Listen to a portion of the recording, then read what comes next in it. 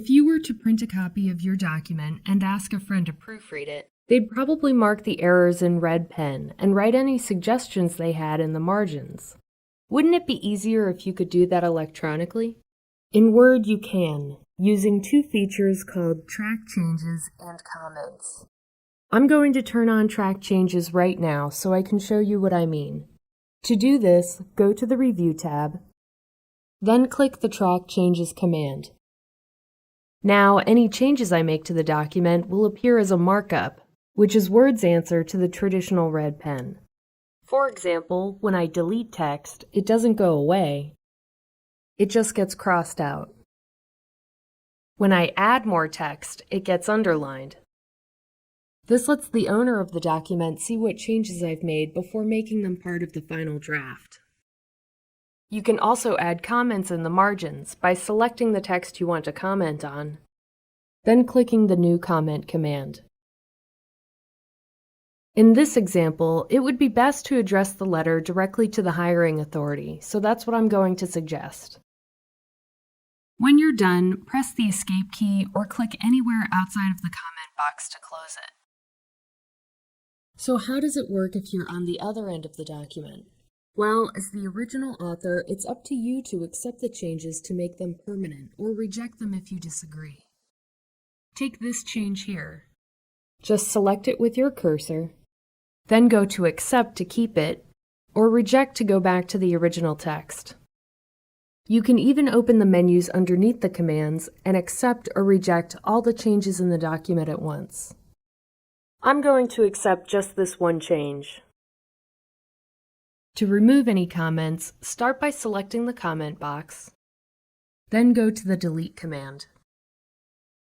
If you have multiple comments, you can delete just the current one, or you can delete them all at once. At this point, you might find it helpful to view some of the markup off to the side instead of in the text itself. This should make the document a little bit easier to read. First, go to the Show Markup command, then Balloons. Now click Show Revisions in Balloons, and many of the changes will move to the right margin, though any added text will still appear in line. If you want to hide all of the changes temporarily, take a look at the options in the menu here. Right now, what we're seeing is the final version of the document, but with all the changes and revisions still visible. Choose No Markup, and the markup will disappear, so we can see what the final draft might look like with all the changes in place. There's one thing to keep in mind though, and this is very important. Hiding the markup isn't the same as accepting all the changes. You still need to accept or reject the changes in your document before you send out the final version. Let's say someone reviewed and edited your document, but forgot to turn on Track Changes. It's still possible to accept or reject the changes they made using a neat feature called Compare. To get started, click Compare on the Review tab, then click Compare again. You'll need a copy of your original document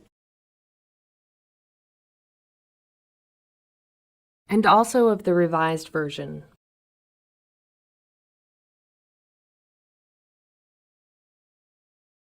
When you're ready, click OK.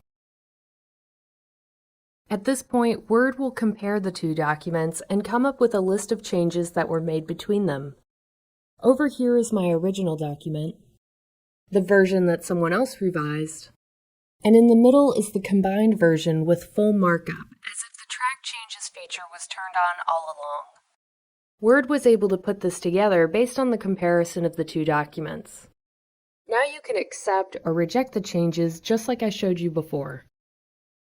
All of these features can be a huge help when it comes to collaborating on projects. They make it easy to keep track of revisions and communicate ideas back and forth, so you can work on the same document with friends, families, or coworkers.